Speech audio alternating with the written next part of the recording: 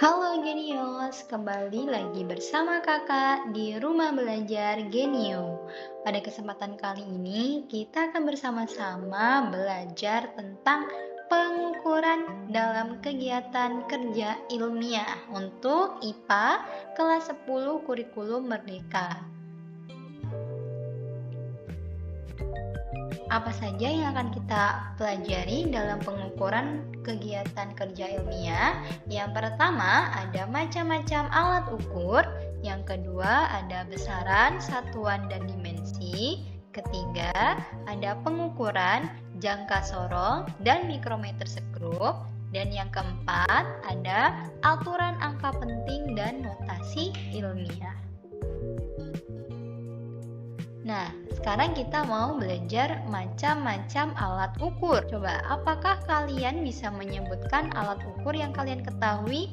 Ayo, Genius semua masih ingat alat-alat ukur yang biasanya kita gunakan dalam kegiatan ilmiah? Banyak sekali ya alat-alat ukur dalam kegiatan ilmiah. Di antaranya ada alat ukur panjang. Ada apa saja ya alat ukur panjang? Yang pertama, kita lihat seperti gambar ada penggaris. Penggaris ini adalah alat ukur panjang yang paling sering kita gunakan ya. Kalau berbicara tentang kegiatan ilmiah dan alat ukur, maka akan ada yang kita sebut sebagai ketelitian. Ketelitian adalah seberapa banyak, seberapa kecil alat ukur tersebut bisa mengukur. Nah, kalau untuk penggaris, ketelitiannya adalah 0,1 cm. Kemudian yang ini ada meteran. Berapa sih ketelitian dari meteran? Meteran biasanya memiliki ketelitian sampai 0,5 mm. Selanjutnya, seperti gambar di samping adalah jangka sorong. Nah, pasti ketika kelas 7 sudah belajar ya tentang jangka sorong. Jangka sorong ini sama untuk mengukur panjang. Namun dia punya ketelitian yang berbeda nih dengan penggaris, yaitu ketelitiannya adalah 0,01 cm. Jadi punya ketelitian yang lebih kecil dari penggaris. Selanjutnya ada mikrometer sekrup. Nah, mikrometer sekrup ini bentuknya hampir sama ya seperti jangka sorong. Nah, dia juga alat ukur panjang. Dia memiliki ketelitian yang paling kecil yaitu 0,001 cm. Nah, setelah kita kenalan sama alat ukur panjang, sekarang kita mau kenalan dan ingat-ingat lagi alat ukur massa. Coba nih Genius ingat-ingat, alat ukur massa itu apa saja ya? Nah, yang pertama nih ada yang namanya neraca pegas. Neraca pegas memiliki ketelitian sampai 0,01 gram. Selain itu ada juga nih, ini disebut sebagai neraca Ohaus. Neraca Ohaus memiliki ketelitian sampai 0,01 gram. Kemudian ada juga nih, biasa kita sebut dengan timbangan ya. Timbangan ketika mama atau ibu membuat kue, atau timbangan yang biasanya kita temukan di tukang sayur disebut sebagai neraca analog, di mana ketelitiannya sampai dengan 100 gram. Dan ini kita sebut sebagai neraca digital, di mana ketelitiannya sampai dengan 0,001 gram. Alat ukur panjang sudah, alat ukur massa sudah. Nah, kalau dari gambar, kira-kira ini alat ukur apa ya, Genius? Ya, benar sekali. Ini alat ukur suhu. Ada apa saja ya alat ukurnya? Yang pertama ada termometer klinis. Selanjutnya ada termometer laboratorium yang biasa kita temukan di laboratorium. Selanjutnya ada termometer hambatan. Dan selanjutnya termometer ruang yang diletakkan pada ruangan-ruangan untuk mengukur pada hari itu atau pada saat itu berapa derajat ukuran suhunya. Selanjutnya ada termometer Six Bellani, termometer bimetal, termometer pirometer, dan yang terakhir termometer inframerah. Nah, karena tadi kita sudah ngomongin alat ukur nih, ada banyak nih kita sebut sentimeter, gram, 0,0001 gram, kemudian ada derajat. Nah, kalau dalam pengukuran itu disebut sebagai apa ya? Betul sekali, kita menyebutnya sebagai besaran dan satuan. Setelah ini kita akan belajar tentang besaran dan satuan. Ditambah satu lagi nih, ada dimensi. Nah, kalian masih ingat dengan besaran dan satuan, macam-macam dan contohnya? Kita akan mengulik lagi tentang besaran dan satuan plus dimensi. Besaran. Apa ya besaran? Besaran merupakan sesuatu yang dapat diukur. Biasanya besaran ini dituliskan dengan angka. Contohnya 5 kg. Maka besarannya adalah massa. Jadi besaran ini ditulis dengan angka, namun ada kelompok-kelompoknya. Seperti kalau 5 kg itu adalah besaran dari massa, kemudian 5 derajat Celcius itu merupakan besaran dari suhu. Nah, ada berapa ya pembagian besaran? Genius masih ingat pembagian besaran ada berapa? Ada 2. Yang pertama ada besaran pokok dan yang selanjutnya ada besaran turunan.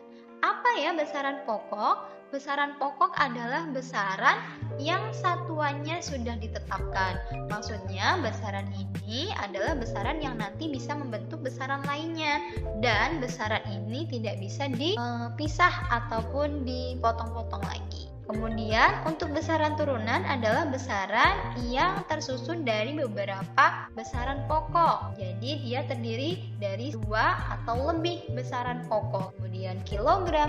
Nah, apa ya itu? Kok ada kata kilogram, Celcius dan lain-lainnya ya? Nah, yang kita sebutkan itu merupakan satuan. Jadi satuan itu merupakan ukuran yang menjadi acuan dari suatu besaran. Maksudnya apa? Kita bisa menyamakan satuan ini dengan merek. Contohnya, kilogram itu dikategorikan untuk satuan dari besaran. Sama seperti besaran, satuan juga memiliki pembagiannya tersendiri. Yang pertama ada satuan baku, yang kedua ada satuan tidak baku. Satuan baku biasanya kita kenal juga sebagai satuan internasional ya, genius. Apa sih satuan baku? Satuan baku itu adalah satuan yang digunakan secara umum di mana saja. Maksudnya, satuan ini sudah ditetapkan oleh internasional untuk menjadi satuan yang digunakan untuk keseluruhan. Artinya di Indonesia, di Malaysia, dan di semua tempat menggunakan satuan yang sama. Contohnya adalah Kelvin. Kelvin merupakan satuan baku dari besaran pokok suhu.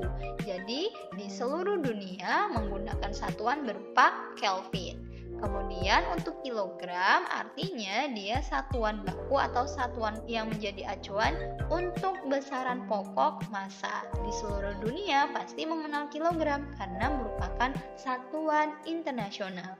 Nah, kalau satuan baku sudah dikenalan, kita ke satuan tidak baku. Satuan tidak baku artinya satuan yang digunakan di daerah tertentu saja. Contohnya nih kalau di Indonesia mengukur panjang ada kata jengkal, ada kata bahu, kemudian kalau pakai massa nih ada yang secangkir dan lain sebagainya. Ini mengapa satuan baku digunakan di daerah tertentu saja? Karena ini sesuai dengan kebiasaan masyarakat. Sedangkan agar tidak menjadi perbedaan yang menyulitkan saat pengukuran, maka ditetapkan satuan baku. Contoh dari satuan tidak baku adalah sistem FPS, feet, pound, second. Jadi feet itu untuk ketinggian, pound itu untuk massa, dan second itu untuk waktu. Ada beberapa daerah yang tidak menggunakan meter, tapi menggunakannya feet. Kemudian ada juga yang CGS, sentimeter, gram, dan second. Dan ada juga yang menggunakan satuan MKS, meter, kilogram, dan second. Jadi sesuai dengan daerahnya. Selanjutnya, kita akan belajar tentang dimensi. Nah, kakak akan sajikan terlebih dahulu nih besaran pokok beserta satuannya. Nah, kita ingat-ingat, ada berapa besaran pokok? Betul sekali, ada 7. Panjang, massa, waktu, suhu, kuat arus, intensitas cahaya, dan jumlah molekul. Jadi hanya ada 7 ya besaran pokok, di mana dari 7 besaran pokok ini nanti bisa diturunkan ke besaran turunan. Nah, setiap besaran pokok tentunya punya satuan internasional sendiri. Kalau panjang, satuan internasionalnya adalah meter. Kalau massa, satuan internasionalnya adalah kilogram. Kalau waktu, satuan internasionalnya adalah second. Kemudian untuk suhu, bukan Celcius ya. namun Kelvin. Selanjutnya, kalau kuat arus, satuan internasionalnya adalah ampere. Kemudian intensitas cahaya, satuan internasionalnya kandela, dan jumlah molekul zat, satuan internasionalnya adalah mol. Nah, di sini kalian bisa lihat nih ada huruf yang besar-besar ini. Nah, dalam kolom dimensi ini kita sebut sebagai dimensi. Jadi dimensi itu apa sih, Kak? Dimensi bisa kita kenal sebagai cara suatu besaran turunan disusun berdasarkan besaran pokoknya. Jadi nanti ketika kita mau menulis besaran turunan, kita bisa menggunakan dimensi ini dengan menggunakan dimensi dari besaran pokok. Untuk panjang L besar, kalau massa ada M besar, untuk waktu menggunakan T besar, kemudian suhu menggunakan ini. Selanjutnya kuat arus, intensitas cahaya, dan ini jumlah molekul. Jadi nanti kita akan bisa lihat perbedaannya ketika kita mempelajari besaran turunan ya. Jadi dimensi ini adalah cara suatu besaran turunan disusun dari besaran pokoknya. Selanjutnya ini adalah dimensi dari besaran turunan. Besaran turunan yang pertama yang biasa kita kenal adalah luas. Diturunkan dari siapa? Diturunkan ini dari panjang dan lebar. Lebar kita kategorikan sebagai panjang juga ya. Nah, makanya di sini satuan SI-nya meter kuadrat. Terus bagaimana kan cara menulis dimensinya?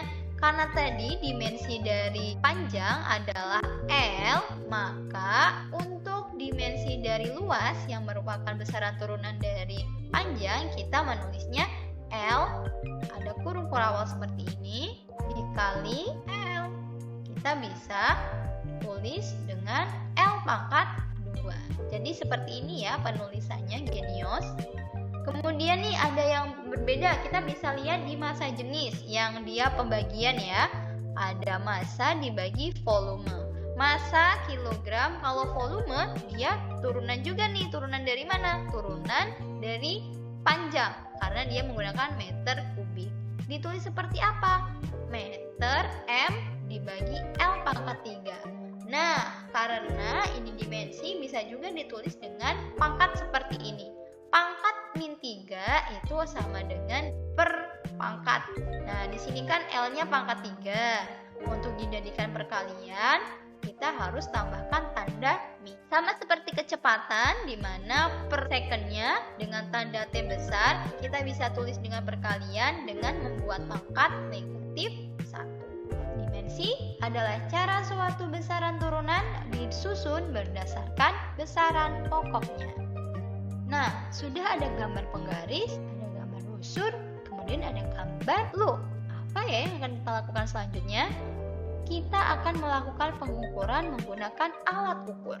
Alat ukur apa saja yang akan kita gunakan? Kita akan menggunakan alat ukur jangka sorong dan mikrometer sekrup. Keduanya merupakan alat ukur panjang.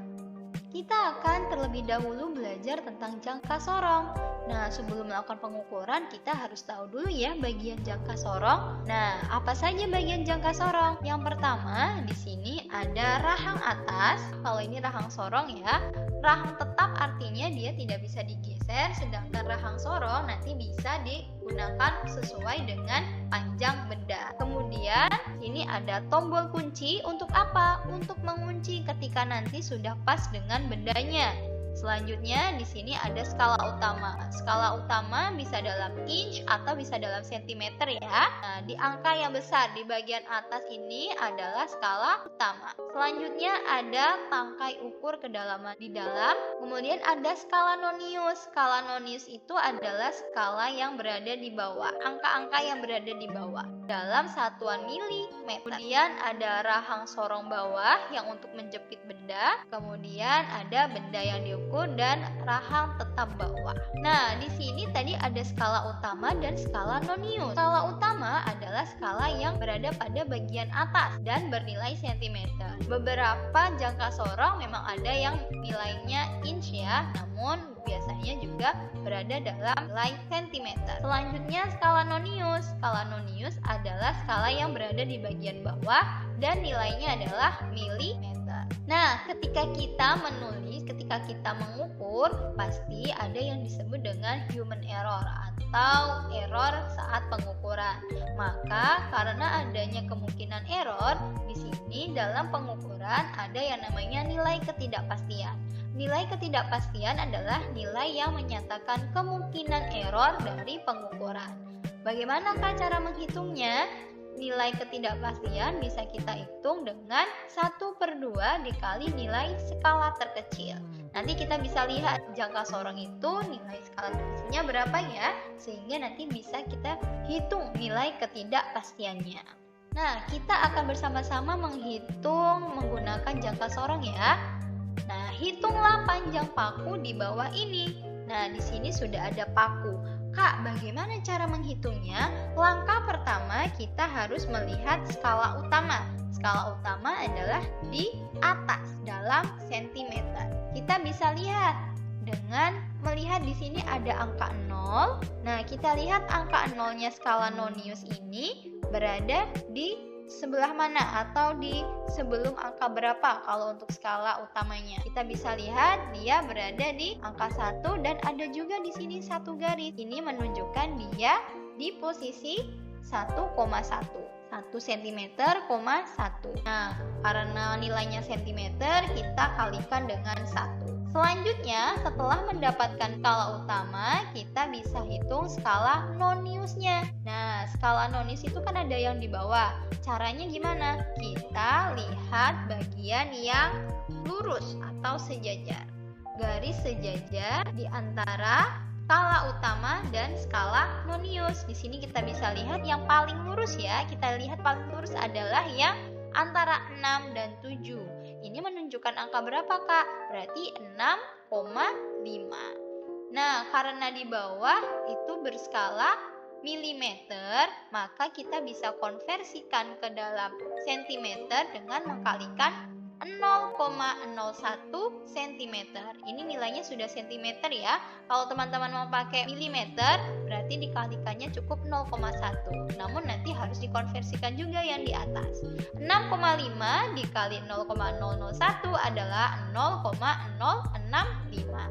Kemudian setelah menentukan skala utama dan skala nonius, kita bisa jumlahkan skala utama dan skala noniusnya. Mendapatkan nilai akhir 1,165 cm. Nah, karena ini tadi sesuai dengan penjelasan kakak, ada kemungkinan error, maka kita perlu memperhatikan penulisan nilai ketidakpastian. Nah, nilai ketidakpastian bisa kita tentukan seperti ini. Apabila ketelitiannya dalam sentimeter, kita bisa menetapkan 0,01. Dengan nilai ketidakpastiannya adalah 1 dibagi 0,01, mendapatkan hasil 0,005 cm. Kalau kita menggunakannya milimeter, kita baginya 0,1 ya, sehingga nilainya 0,05 mm. Jadi totalnya berapa, Kak? Kita bisa menuliskan panjang paku dengan 1,165 hasil pengukuran kita dan berikan tanda plus minus kurang lebih yang menyatakan tanda nilai ketidakpastian ditambahkan nilai ketidakpastian yang sudah kita hitung. Selanjutnya kita akan belajar tentang micrometer screw. Kita akan melakukan pengukuran menggunakan micrometer screw ya. Namun sebelum itu kita kenalan dulu dengan bagian micrometer screw. Ada apa saja? Yang pertama ada landasan, kedua ada screw, kemudian ada skala utama, skala nonius atau biasa kita sebut skala putar, kemudian ada roda bergerigi, lengan mikrometer, timbal, dan pemutar roda. Kalau tadi di jangka sorong punya nilai ketelitian sendiri ya, sama seperti micrometer screw memiliki skala atau nilai ketelitian sendiri. Untuk skala utama adalah skala yang terletak pada bagian horizontal dan nilainya itu 1 mm. Sedangkan untuk skala nonius atau skala putar itu adalah skala pada bagian vertikal dengan nilainya 0,1 mm. Sama halnya dengan jangka sorong, dia juga memiliki nilai ketidakpastian. Caranya juga sama dengan membagi nilai skala terkecil dengan 2. Karena kita sudah kenalan dengan bagian micrometers group, selanjutnya kita akan berlatih untuk menghitung. Ini contoh dari kakak ya. Hitunglah hasil pengukuran berikut. Nah, di sini ada micrometers group. Langkahnya hampir sama. Yang pertama kita lihat skala utamanya atau skala yang pada bagian horizontal. Yang mana di sini di angka berapa? Jadi acuannya adalah garis yang di sini menunjukkan angka 4. Berarti skala utamanya adalah 4 mm dikali 1. Hasilnya 4 mm. Kemudian kita akan melihat skala putar. Ini namanya skala putar ya. Dengan melihat garis yang lurus di sini. Ini skala nonius atau skala putar. Ada berapa nih di sini? Di angka 30. Maka skala putarnya kita kalikan dengan 0,01 atau 0,3 mm. Maka berapa totalnya? Menjadi 4,3 mm. Nilai ketidakpastiannya seperti ini ya, dibagi 2. Kalau kita menggunakan milimeter 0,005, tapi kalau menggunakan sentimeter 0,0005 cm. Maka kita bisa tulis 4,3 plus minus 0,005 mm. Sekarang kita lanjut. Apakah kalian pernah menghitung menggunakan kalkulator namun mendapatkan hasil koma yang sangat banyak? Contohnya 3,1234567 atau 6,3333. Nah, sekarang kita akan belajar bagaimana kita melakukan pembulatan ya dengan mengenal angka penting. Aturan angka penting dan notasi ilmiah. Apa sih itu angka penting dan notasi ilmiah? Angka penting didefinisikan sebagai angka yang didapat dari hasil suatu pengukuran. Dan kenapa sih kita menggunakan angka penting? Angka penting berguna untuk mendapatkan hasil pengukuran yang akurat sehingga dapat meminimalisir kesalahan dalam suatu pengukuran. Selanjutnya, bagian dari angka penting itu ada angka pasti dan angka taksiran. Untuk menggunakan angka penting ada beberapa aturan yang perlu kita pahami. Yang pertama, semua angka bukan 0 adalah angka penting. Maksudnya apa? Angka 1, 2, 3, 4, 5, 6 sampai 9 itu adalah angka penting. Jadi kalau ada contoh 12,35 ada berapa angka penting? Di sini ada 4 angka penting karena semuanya bukan angka 0. Selanjutnya, angka 0 yang terletak di antara angka bukan 0 adalah angka penting. Jadi kalau tadi kita bicara tentang angka bukan 0, sekarang yang angka 0. Contohnya 2,05. Di sini ada 0,5. 0,5 karena terletak di antara angka 2 dan angka 5, maka dia termasuk angka penting. Sehingga 2,05 memiliki 3 angka penting. Aturan yang ketiga adalah angka 0 yang terletak di belakang angka bukan 0, bukan angka penting. Maksudnya gimana nih Kak? Kalau ada angka 0 yang ada di belakang angka 3, 4, 5, 6 itu bukan angka penting. Contohnya 4.500. Di sini hanya terdiri dari 2 angka penting, 4 dan 5. Karena apa? Karena 0 terletak setelah angka 5 sehingga bukan angka penting. Selanjutnya ada angka 0 yang terletak di depan angka bukan 0 dalam desimal, bukan angka penting. Contohnya 0,0210 itu hanya memiliki 3 angka penting. Dari aturan ini, angka 0 yang terletak di depan angka bukan 0. Berarti yang mana? Yang ini, 0 dan 0, ini bukan angka penting. Jadi hanya ada 3 angka penting saja. Selanjutnya, angka 0 di belakang angka bukan 0 dalam desimal merupakan angka penting. Kalau di aturan nomor 3, kalau di angka biasa, dia bukan angka penting, tetapi kalau angka 0 yang di desimal di belakang bukan angka 0, namun di desimal, dia termasuk angka penting. Makanya aturan nomor 4 dia terdiri dari 3 angka 0-nya dihitung. Contohnya di sini ada 0,050. Ini ada berapa angka penting? Ada 2. Angka 0 di depan angka 5 ini bukan angka penting. Namun karena di sini di desimal, maka angka 0 ini terhitung angka penting. Contoh lagi ada 1,350. Ini ada angka pentingnya ada berapa? Ada 1, 2, 3, 4. 0 di sini juga terhitung angka penting. Selanjutnya kita akan belajar notasi ilmiah nih teman-teman. Notasi ilmiah itu apa ya?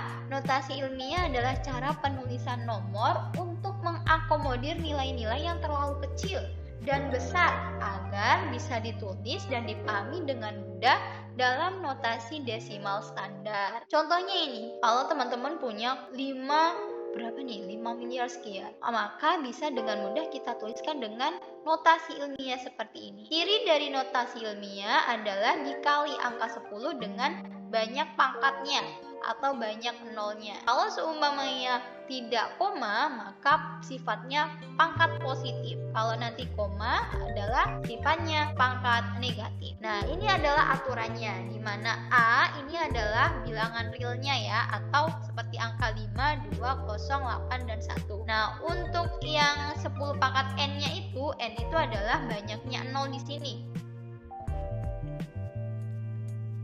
Practice makes perfect. Nah, tadi Genio semua sudah belajar nih, mulai dari macam-macam alat ukur, bagaimana cara mengukur menggunakan jangka sorong dan mikrometer skrup, aturan angka penting, dan ada notasi ilmiah. Sekarang waktunya kita berlatih mengerjakan soal-soal. Yang pertama, berikut ini yang merupakan alat ukur suhu adalah A. neraca digital, B. jangka sorong, C. termometer, D. mikrometer skrup. Mana ya jawaban yang tepat? Nomor 2. Di bawah ini yang merupakan pasangan alat ukur yang sesuai kecuali A. termometer suhu, B. neraca Ohaus untuk panjang, C. jangka sorong untuk panjang, D. meteran untuk panjang. Nomor 3. Sebuah benda yang memiliki massa 0,003 gram dapat menggunakan alat ukur A. neraca manual, B. neraca Ohaus, C. neraca besi, D. neraca digital.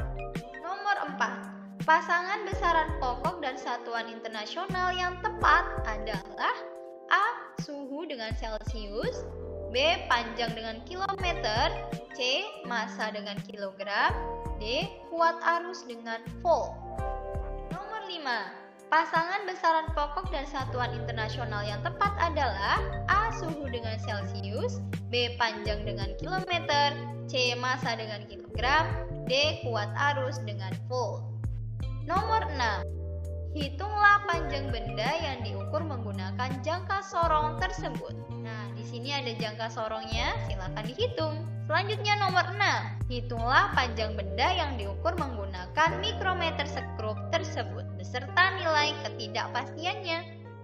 Nomor 7. Aisyah menghitung volume sebuah drum dan mendapatkan hasil akhir 12,7009 liter. Angka penting pada hasil pengukuran tersebut adalah A. 4 angka penting, B. 5 angka penting, C. 6 angka penting, D. 7 angka penting. Nomor 8. Pembulatan terdekat terhadap hasil perkalian 12,7665 dikali 0,2 adalah A. 2,5, B. 2,53, C. 2,5533, D. 2,55. Nomor 9. Tentukan notasi ilmiah dari bilangan di bawah ini. 1. 567.000, 2. 234,55000, 3. 22.345.000, 4. 67,500, 5. 3,4056. Demikian pembelajaran kali ini. Semoga teman-teman mengerti dengan penjelasan yang kakak sampaikan. Jika ada yang belum dipahami, teman-teman bisa tanyakan di kolom komentar ya. Terima kasih sudah menonton video pembelajaran kali ini. Jangan lupa untuk like, komen, dan subscribe. Dan juga klik tombol lonceng untuk mendapatkan notifikasi pembelajaran selanjutnya. Follow juga akun Instagram kami di @rumahbelajargenio dan @kakakgenio. Follow juga akun TikTok kami di @kakakgenio untuk mendapatkan tips and trik cara cepat mengerjakan soal. Sampai jumpa.